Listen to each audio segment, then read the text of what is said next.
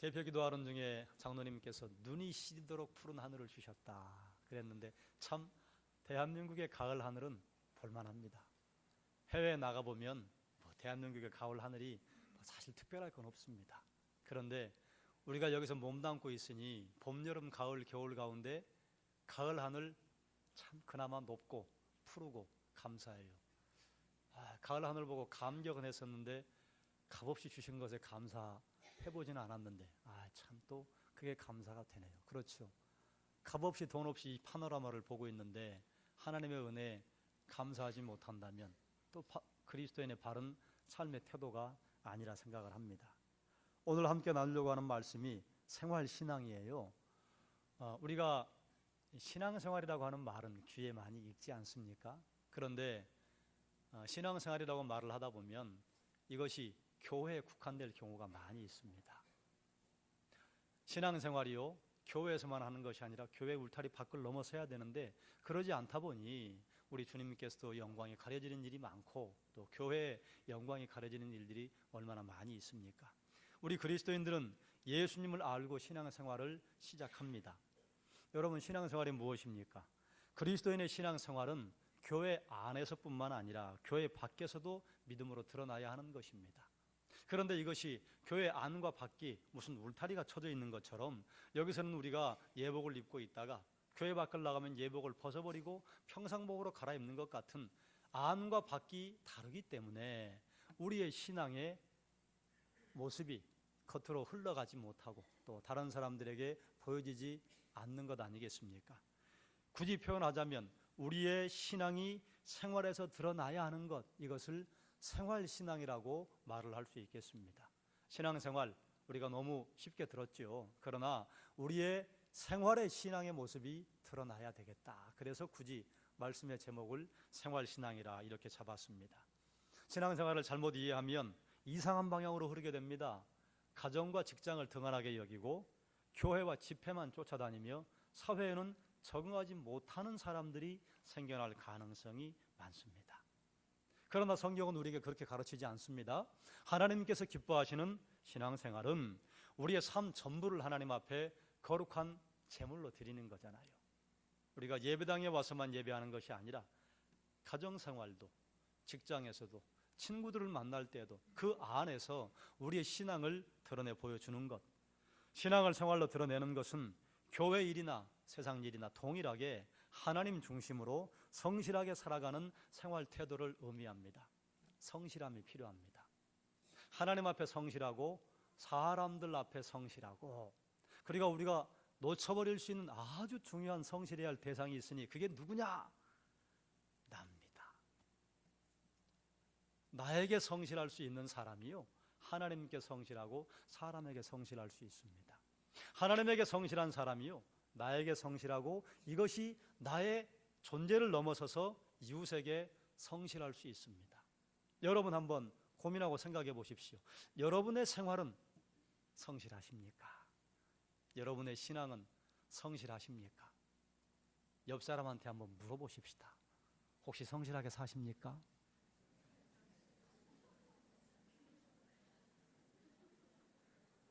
이 말에 그렇게 웃기세요? 물어봐야 합니다. 성실한가? 여러분 성실하세요? 본문은 이렇게 선포합니다. 내가 그리스도와 함께 십자가에 못 박혔다. 예수님께서 십자가에 못 박힐 때요, 우리도 거기 박혔습니다. 갈라디아서는 이렇게 말합니다. 우리도 우리의 정과 욕심을 십자가에 못 박았다. 그렇기 때문에 우리가 지금 살고 있는 것은요, 죽음 이후를 살고 있는 것입니다. 그래서 이것을 갈라디아서는 뭐라고 우리에게 선포하는가 하면, 죽음 이후에 사는 것은 내가 사는 것이 아니라 내 안에 그리스도가 사시는 것이다. 내가 거듭나기 이전에 내가 살고 있을 때는요, 내 인생의 주인이 나였습니다. 그런데 예수 믿은 다음에 내 인생의 주인은요, 내가 아니라 그리스도시라.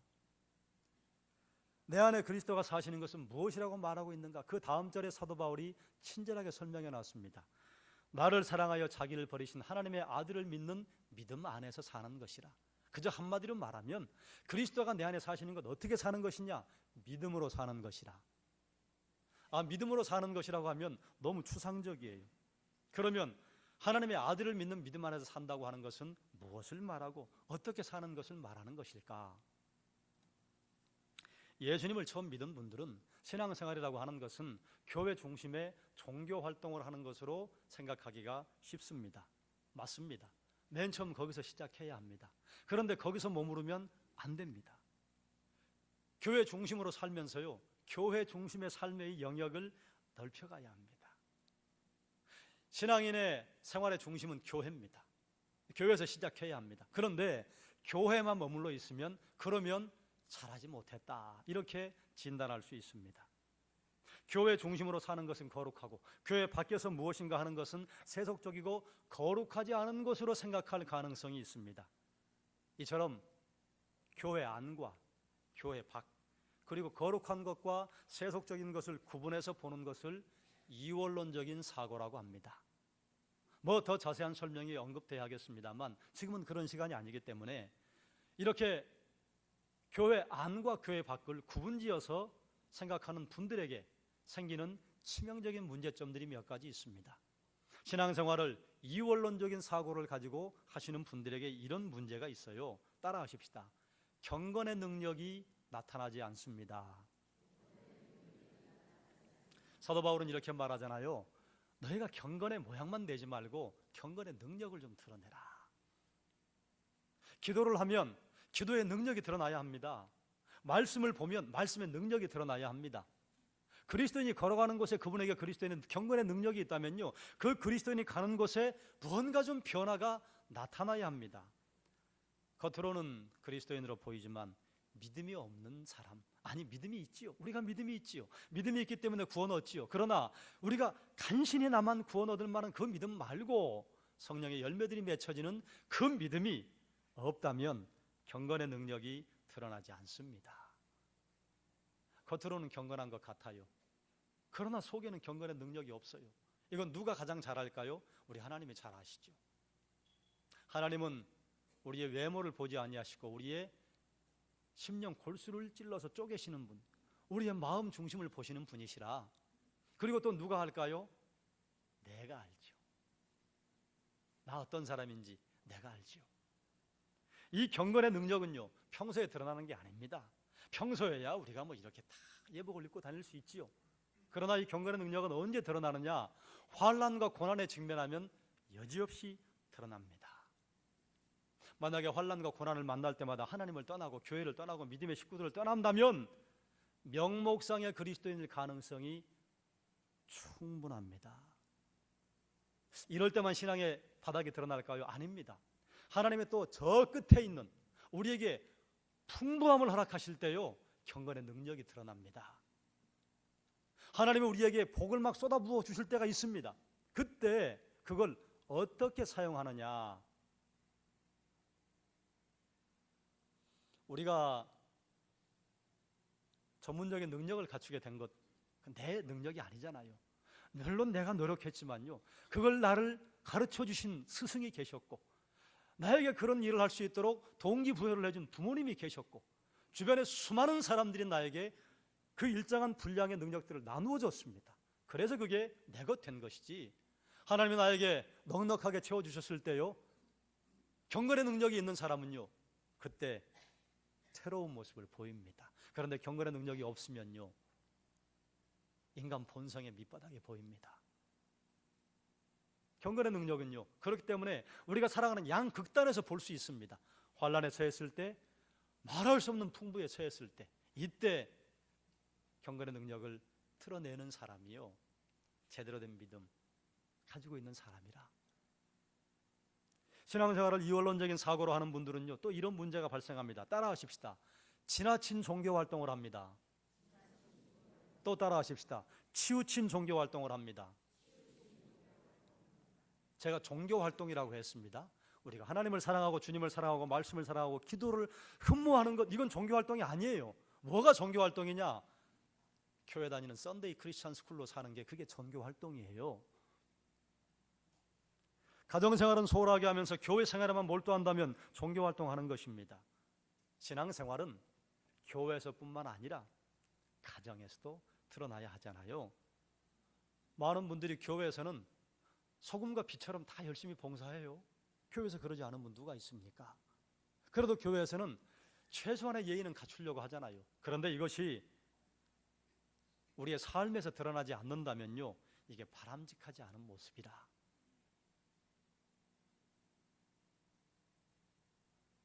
그런데 교회에서조차도 신앙생활도 하지 않는 분들은 예외입니다. 그건 아니에요. 교회에서 열심히 주님 만난 감격 때문에 신앙생활을 하고 이것이 삶으로 드러나야 한다, 그 말입니다. 세 번째는 이런 부작용이 있습니다. 따라하십시다. 사회에 적응하지 못합니다. 우리는 일반적으로 믿음이 좋으면 목회자가 되고 신학교를 가고 직업을 정리해서 교회 일에 몰두하는 것이, 이것이 아주 신앙적인 것이라고 생각합니다. 예, 한편은 맞습니다. 하나님께서 우리를 부르시는 그 콜링이 확실하다면요, 직업을 정리하고 하던 일을 정리하고 하나님 앞에 풀타임 사역자로 서야 합니다. 그러나 이것이 일반적인 것은 아닙니다. 모두에게 다 적용되면 안 돼요. 만약에 모두 다 교육자가 된다면 다니엘은 어떻게 나왔겠으며, 스룹바벨은 어떻게 나왔겠으며, 느헤미야는 어떻게 나왔겠으며, 오바댜와 다윗은 어떻게 나왔겠습니까? 말씀 중심으로, 예수님 중심으로 신앙생활하는, 이런 말하기가 참 죄송한데 목회자가 필요합니다. 그러나 그만큼 하나님 중심으로, 주님 중심으로 말씀과 기도에 매여서 살아가는 수많은 전문인들이, 수많은 성도들이 있어야 사람들은 주님을 볼 수 있습니다. 여러분, 교회 오실 때 맨 처음 하나님 보고 오신 분들이 있습니까? 아니요. 그렇게 왔다고 하는 분은 어쩌다가 만에 하나 천에 하나 있는 것이지, 대개는 우리 사람 보고 오잖아요. 내 친구가 나 그냥 교회로 인도해가지고 한 번만 가자. 또 우리 옆집에 사는 분이 아이고 교회 가면 참 좋아요. 그렇게 해서 사실은 그 사람 보고 온 것이지 우리 하나님 보고 교회 오지 않아요. 그런데 사람 본 것에 만약에 머물러 있다면요, 이게 잘하지 않은 것입니다. 신앙이 좋다는 사람들이 대인관계가 원만하지 않는다거나 아니면 주변의 사람들에게 하나님의 영광을 드러내지 못한다면요, 적응하지 못하는 것입니다.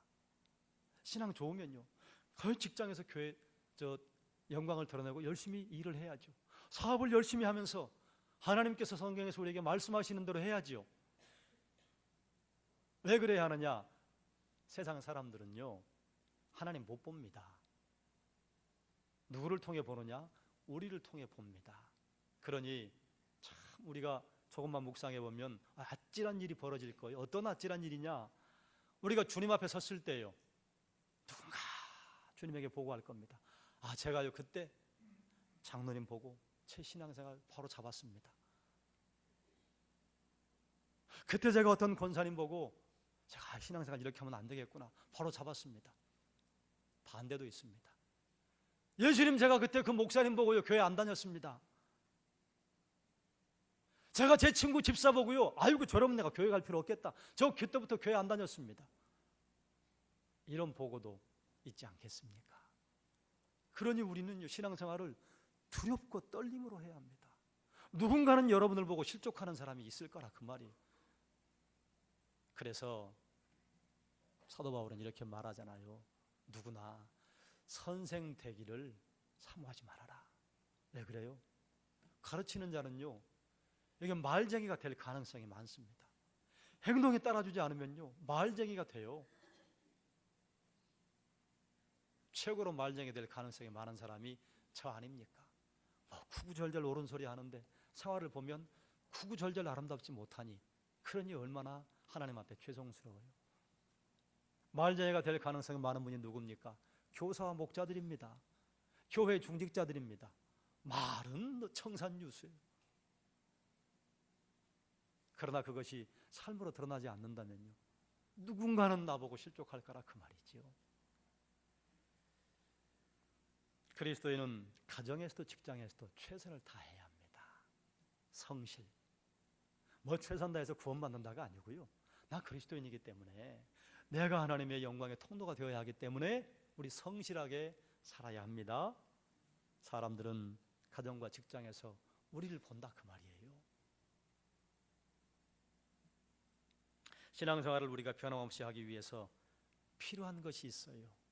또 반대로 우리가 주의해야 할 것이 있습니다. 먼저 필요한 것입니다. 히브리서 10장 36절부터 39절까지 함께 읽겠습니다. 너희에게 인내가 필요함은 너희가 하나님의 뜻을 행한 후에 약속하신 것을 받기 위함이라. 잠깐 후면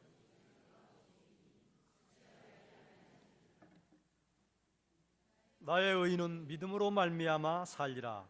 또한 뒤로 물러가면 내 마음이 그를 기뻐하지 아니하리라 하셨느니라. 우리는 뒤로 물러가 멸망할 자가 아니요 오직 영혼을 구원함에 이르는 믿음을 가진 자니라. 아멘. 잠깐 후면 오실 이가 오시리니. 왜 사도 바울이 이런 말을 하는가 하면요, 주님 벌써 오실 줄 알았어요. 주님께서 제자들과 마지막 대면을 하시고 승천하실 때 이렇게 말씀하셨단 말이죠. 내가 곧 온다. 내가 간 것을 본대로 내가 곧 온다. 그래서 제자들은 어떤 믿음을 가지고 살았는가 하면요, 우리 죽기 전에 주님 오신다. 아니 그런데 야고보가 죽어도 안 오시고, 제자들이 하나씩 죽는데 주님 안 오세요. 바울 때에 와서도 보아하니 주님 오실 기미가 보이지 않아요. 그러니요, 곧 오실 것이다. 참아라, 인내해라. 우리의 신앙생활을 승리하기 위해서 인내가 필요합니다. 그런데 여러분, 어디 인내가 신앙생활에서만 필요합니까? 일상생활에도 인내가 필요하지 않습니까? 요즘 젊은이들이나 학생들이 인내가 부족한 게 우리 기성세대의 큰 걱정 아닙니까? 요즘 군대 보내놓고 아들 위해서 기도하시는 분들 많이 막 두근반 세근반 하시죠. 뭐 어디서 무슨 일이 있었다더라 그러면 모든 군대에서 일어나는 것처럼. 여러분, 군대에서는 예전에도 사고가 많았습니다. 물론 요즘 좀 심약한 학생들이 더 많아서 아마 더 일어날 거예요. 그런데 여러분 생각해 보십시오. 누군가 나에게 가혹행위를 하는 게 그게 죽을 일입니까? 그거 죽을 일 아니에요. 누군가 나에게 마을로 폭언을 했다고 그게 죽을 일입니까? 그거 죽을 일 아니에요. 그게 죽을 일 같으면요, 60만 대한민국의 군인들은 다 죽어야 됩니다. 그게 죽을 일 같으면요, 여러분 직장 생활을 하시면서 상사들에게 또 사업을 하시면서 여러분 얼마나 속이 끓어올 때가 많습니까? 그게 죽을 일 같으면요, 세상 사람 다 죽었어야 됩니다. 그런 일이 그 사람을 죽게 만드는 게 아니에요. 나 이런 일이 너무 힘들어, 나 이건 죽어야 될 것 같아 라고 생각한 그 마음이 젊은 장정들을 죽음의 길로 내모는 겁니다. 여러분, 군대 가도 안 죽어요.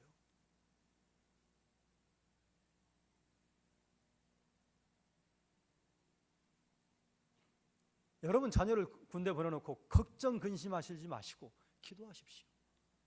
우리가 뭐 걱정 근심한다고 우리의 터럭을 하나하나 희게 만들 수 있고 우리의 키를 한 자나 더 크게 만들 수 있습니까? 아니에요.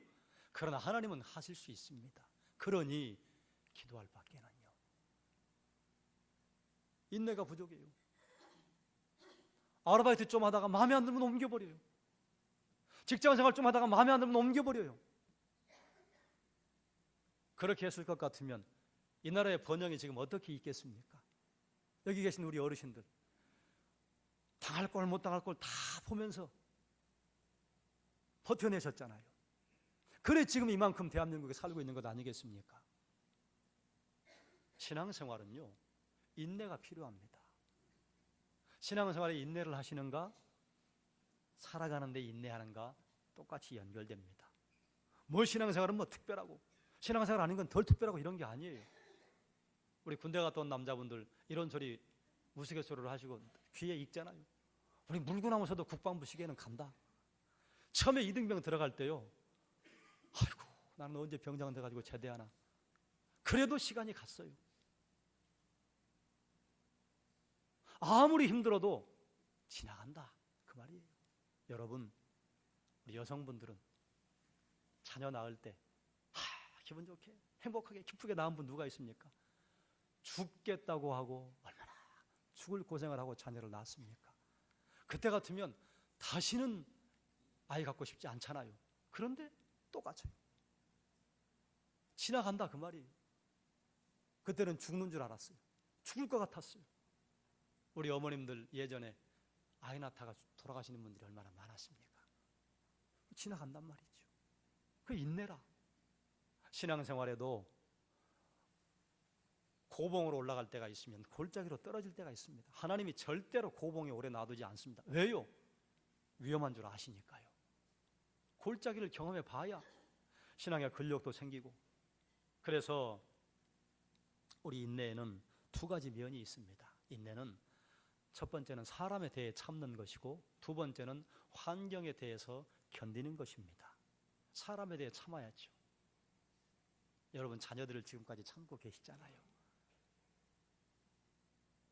하나님이 만약에 우리에게 참는 걸 포기해버리셨다면요, 생각만 해도 끔찍합니다. 하나님 우리에게 인내하지 않으셨다면요, 우리 여기에 앉아있을 수 있는 사람 누가 있습니까? 아무도 없지요. 이처럼 인내는요, 주님의 그 인내를 닮아서 사람을 포기하지 않고 기다려주는 것입니다. 사랑하면 기다릴 수 있습니다. 미숙한 사람이나 잘하지 않는 사람을 어떤 상황에서도 포기하지 않고 기도하며 기다리는 것, 이게 인내입니다. 환경은 어떻습니까? 모든 환경이 우리에게 다 평안한가요? 그렇지 않지요. 신앙생활을 하는 사람이나 신앙생활을 하지 않는 사람이나 똑같이 환난과 풍파가 옵니다. 신앙생활을 한다고 해서 뭐 환난과 풍파를 비껴가는 게 아니에요. 그러나 신앙생활을 하는 분들은요, 환난과 풍파를 견뎌낼 수 있는 성령의 능력을 주심으로 우리가 그것을 능히 넘어갈 수 있는 것, 이것이 신앙인에게 주시는 하나님의 크신 은혜와 복이지요. 인내해야 합니다. 그럼 어디까지 인내할 것인가? 히브리서 12장 3절 말씀 함께 읽겠습니다. 너희가 피곤하여 낙심하지 않기 위하여 죄인들이 이같이 자기에게 거역한 일을 참으신 일을 생각하라. 아멘.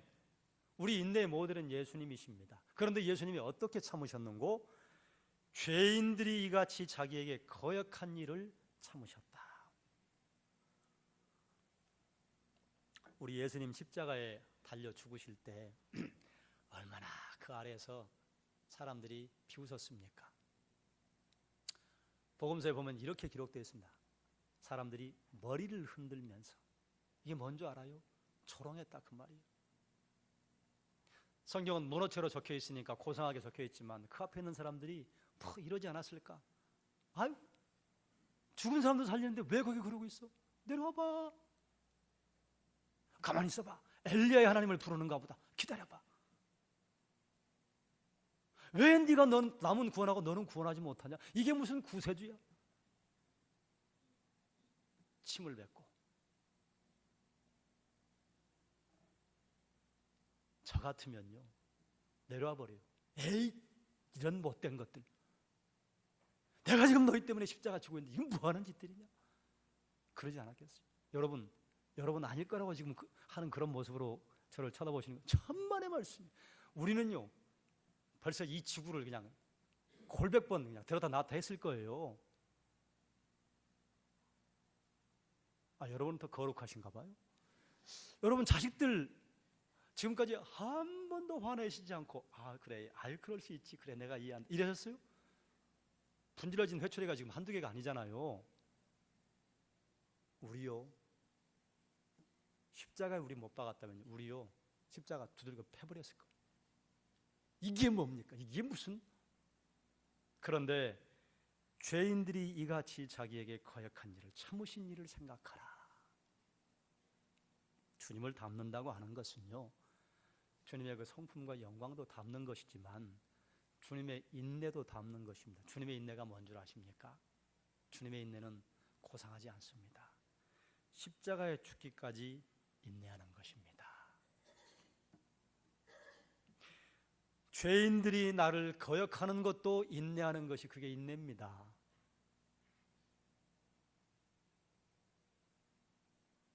나를 무시하고 나를 조롱하는 사람들 앞에서도 하나님의 사랑으로 대할 수 있는 것이 그게 인내입니다. 신앙생활에는 그게 있어야 한다 그 말이지요.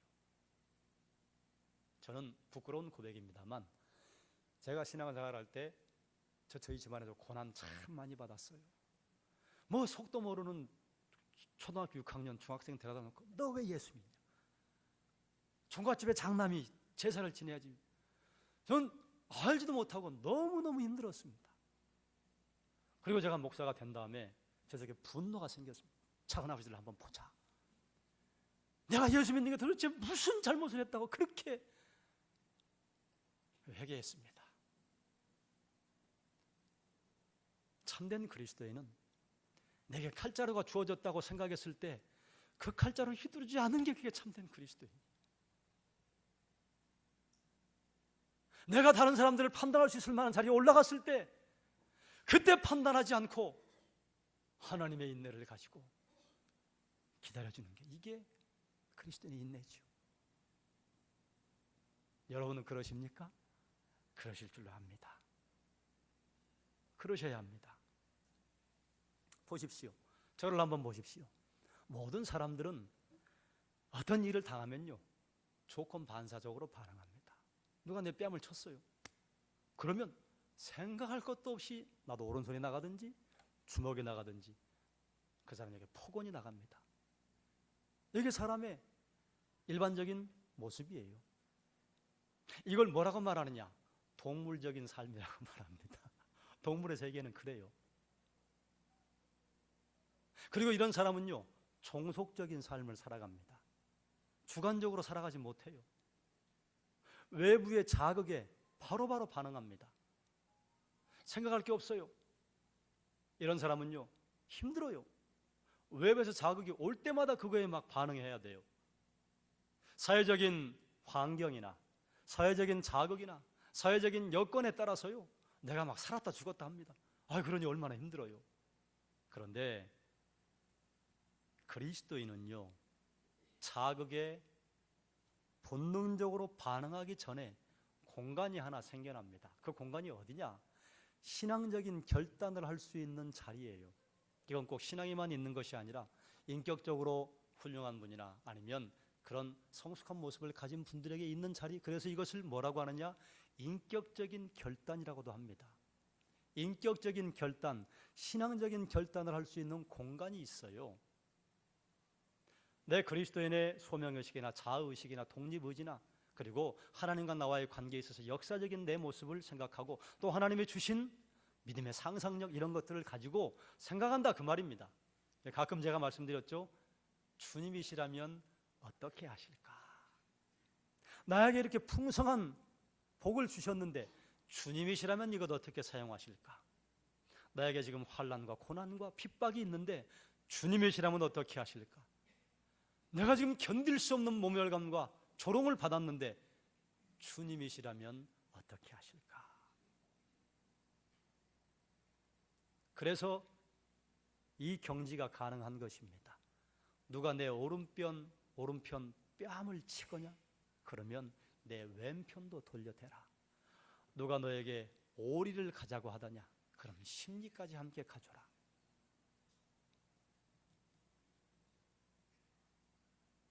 조건 반사적인 반응을 하면요 그 가정은요 동물의 왕국이 됩니다. 그러나 신앙적인 결단을 할 수 있는 가정은요 믿음의 가정이 됩니다. 제가 아버지들에게 묻겠습니다. 여러분의 가정은 동물의 왕국입니까? 아니면 믿음의 가정입니까? 왜요? 칼자루 아버지한테 있으니까요. 40대를 넘어간 어머니들에게 제가 묻겠습니다. 여러분의 가정은 동물의 왕국입니까? 아니면 믿음의 가정입니까? 왜요? 40 넘어가면 칼자루가 어머님에게 건너갑니다.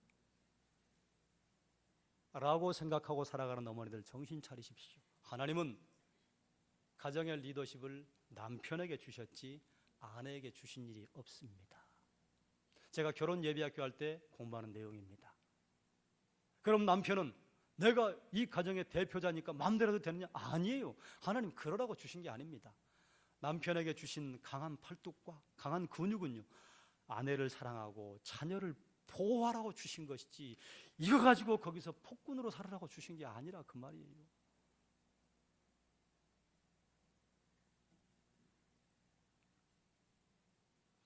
당뇨병 환자에게 청량음료는 바람직하지 않잖아요. 그런데 어떤 학생이 교수님에게 수업을 처음 시작하면서 캔 콜라를 딱 갖다 드렸어요. 그런데 이 교수님이 당뇨병이 심해요. 거의 대개 학생들이 알고 있어요. 그럼 되게 이제 동물적인 반응을 하는 사람은요, 나 당뇨병인 거 몰라? 이걸 왜 가져왔어? 이렇게 반응할 수 있습니다. 그런데 신앙적인 결단, 인격적인 결단을 할 수 있는 교수님은요, 가져왔으니까 한 잔 마시죠. 그리고 고마워. 그런데 내가 당뇨가 심해. 그래서 더 마시는 것은 곤란하겠네. 이렇게 말하면 본인의 병 걸린 것도 알려주고 그 학생도 아주 이해심이 짙어질 것 아니에요. 이런 사람은 외부의 자극에 하루하루 살았다 죽었다 하지 않습니다. 외부의 자극을 차단할 수 있는 능력이 있어요. 주도적인 삶을 살아갑니다. 이게 어디서 나오느냐?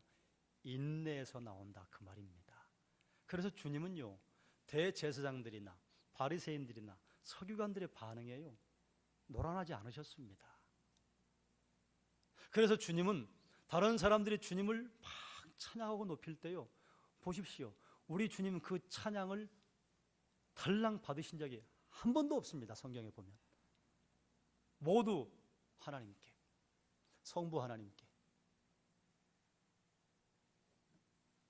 우리가 주의할 게 있습니다. 누가복음 9장 62절 말씀을 함께 읽겠습니다.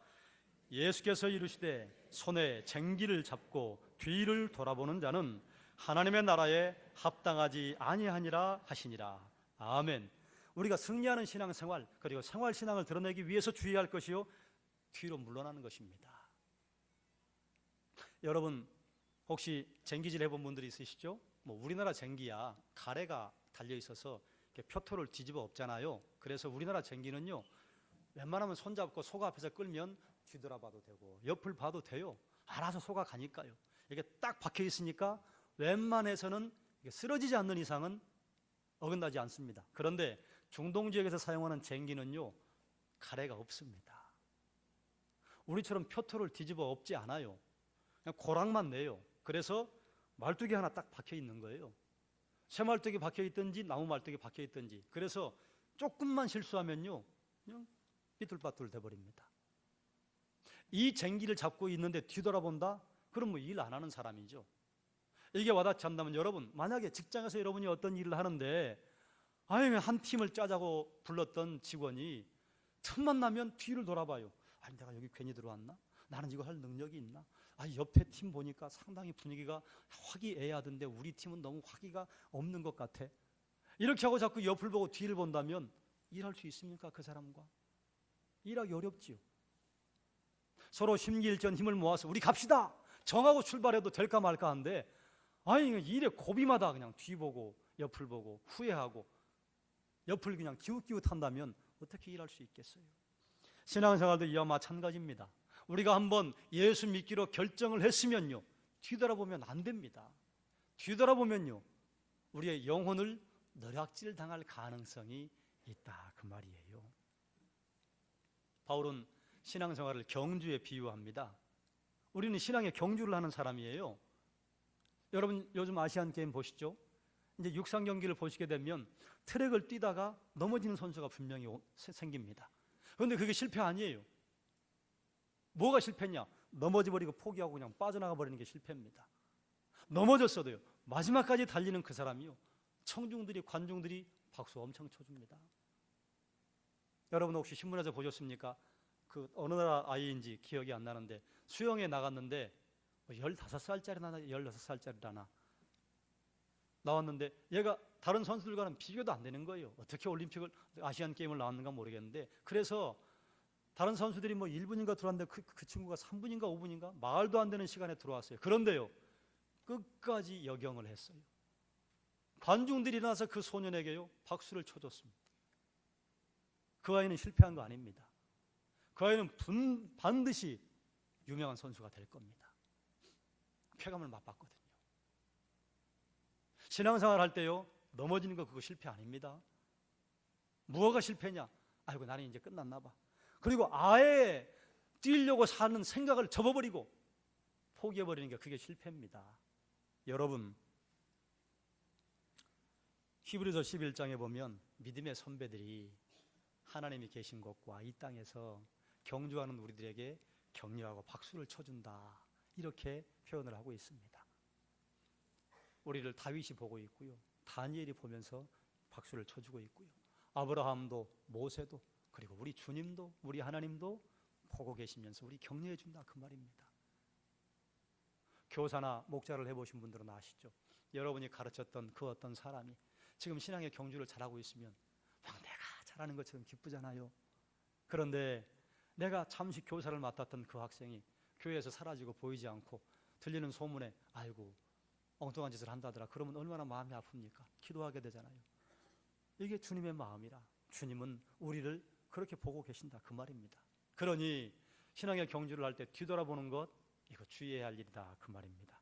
그런데요 여러분, 혹시 지금 넘어져 있는 분들이 있습니까? 혹시 넘어지셨어요? 좌절하지 마십시오. 다시 일어서서 달려가십시오. 주님이 여러분을 격려하고 여러분에게 박수를 보내고 계시다, 그 말이에요. 옆에 있는 분에게 이렇게 말씀하십시다. 둘씩 짝을 지어서 말씀하십시오. 좌절하지 마십시오. 얘기 안 하는 사람은 뭡니까? 다시 옆에 있는 분까지 말씀하십시오. 힘을 내십시오. 여러분, 이게 대수롭지 않은 것처럼 여겨지십니까? 제가 금요일날 나눴는데 수많은 사람들이요, 환경이 힘들어서 포기하지 않는답니다. 뭐 때문에 포기하느냐? 환경이 힘든데 위로 한마디가 없어서 포기한답니다. 지금 옆에 있는 분이 여러분에게 힘을 내십시오. 좌절하지 마십시오. 이게 별거 아닌 게 아니에요. 그저 우리가 인사말처럼 하지만요, 옆에 사람이 나에게 관심을 두고 이 말 한마디 해준 게요, 위로가 됩니다. 그러니 사랑하는 여러분, 지금 좌절하고 있습니까? 포기하지 마십시오. 힘을 내십시오. 말씀을 정리하겠습니다.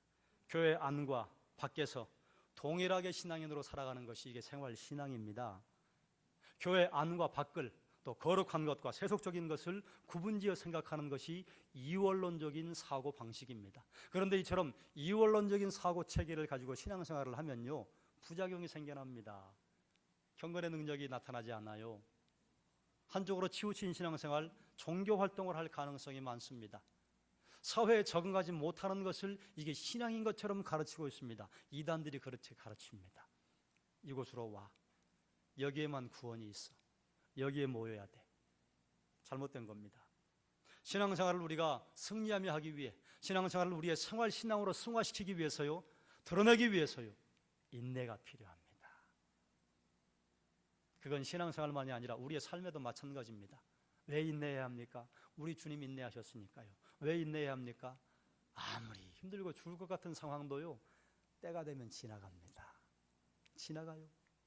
견딜 수 있습니다. 우리가 주의해야 할 것은요, 뒤로 물러나는 것입니다. 뒤돌아보는 것입니다. 사랑하는 여러분, 여러분의 신앙이 여러분의 생활로 드러나서 여러분 보고 누군가 나 저분 보고 신앙생활을 하기로 결정했습니다. 저분 같으면 내가 주님 만날 수 있겠습니다. 저분 같다면 교회 다닐만 하겠습니다 하는 소리를 들으실 수 있기를 주님의 이름으로 축원합니다. 여러분의 신앙이 생활로 드러남으로 말미암아 하나님께 영광이 되며 승리하는 삶을 살아가시길 주님의 이름으로 축원합니다. 기도하겠습니다.